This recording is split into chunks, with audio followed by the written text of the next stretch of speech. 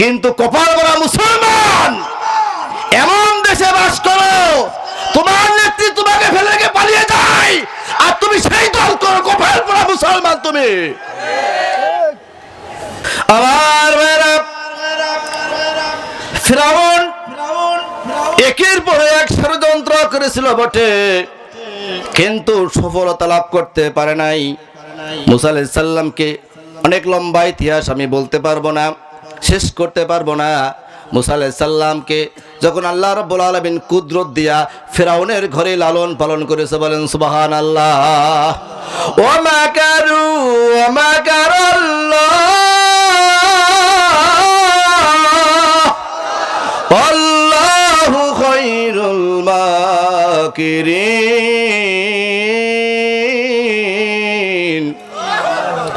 সব পরিকল্পনাকারী কে? জোরে বলেন কে?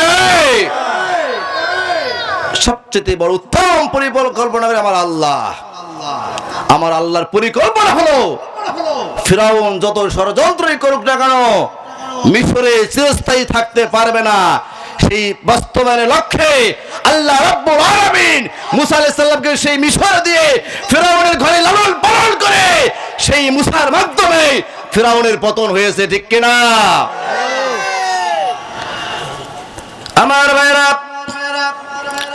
কথা তো অল্প অল্প করে শেষ করতে যাচ্ছি। সেই ফিরাউন যখন মুসাকে সর্বশেষ মারার জন্য একটা দিন ধার্য করলো, মুসা আলাইহিস সালাম তার বাহিনী নিয়ে সামনে এগোচ্ছেন। সামনে নীল নদ, ডানে বামে পাহাড়, পেছনে ফিরাউনের লক্ষ লক্ষ সেনাবাহিনী। কোন দিকে যাবে পেরেশান চিন্তিত হয়ে গেল।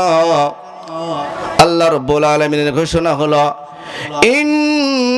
ইন্নাল্লাহা মা'ানা।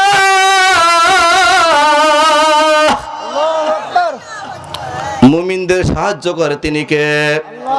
আল্লাহ রাব্বুল আলামিনের ঘোষণা অনুযায়ী মুসা আলাইহিস সালাম কোনো টেনশন করলেন না, পেরেশান করলেন না।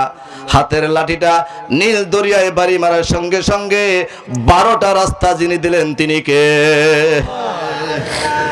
সে আল্লাহ এখন আর নাই, সে আল্লাহ এখন আর নাই। বয়স হয়ে গেছে, চোখে কম দেখে, সে আল্লাহ সাহায্য এখনো আছে। আমার ভাইরা, যে কথাটা বলতে চাচ্ছিলাম, ফিরাউন যখন অবস্থা বেগতি দেখলো, যখন রাস্তা দিয়ে মুসা আলাইহিস সালাম দলবল নিয়ে পার হয়ে গেল, ফিরাউন যখন তার সৈন্যবাহিনী নিয়ে ওই রাস্তায় নেমে গেল, রাস্তায় নামার সঙ্গে সঙ্গে আল্লাহ রাব্বুল আলামিনের অর্ডার অনুযায়ী পানির রাস্তাটা বন্ধ হয়ে গেল। সেই দিন কিন্তু ফিরাউন তার দল বলকে ইচ্ছা করলে আগে পাঠাতে পারতো, তোরা আগে যা তারপরে আমি নামবো, পারতো কি পারতো না? এ কথা বলে পারতো কি পারতো না? ফিরাউন কিন্তু এমন বেঈমান ছিল না। ফিরাউন আগে নেমেছে, তারপর তার দলবল নেমেছে। কিন্তু কপাল ভরা মুসলমান এমন দেশে বাস করো তোমার নেত্রী তোমাকে ফেলে রেখে পালিয়ে যায় আর তুমি সেই দল করো। কপাল ভরা মুসলমান তুমি। তুমি কি বিবেকবান মানুষ তুমি!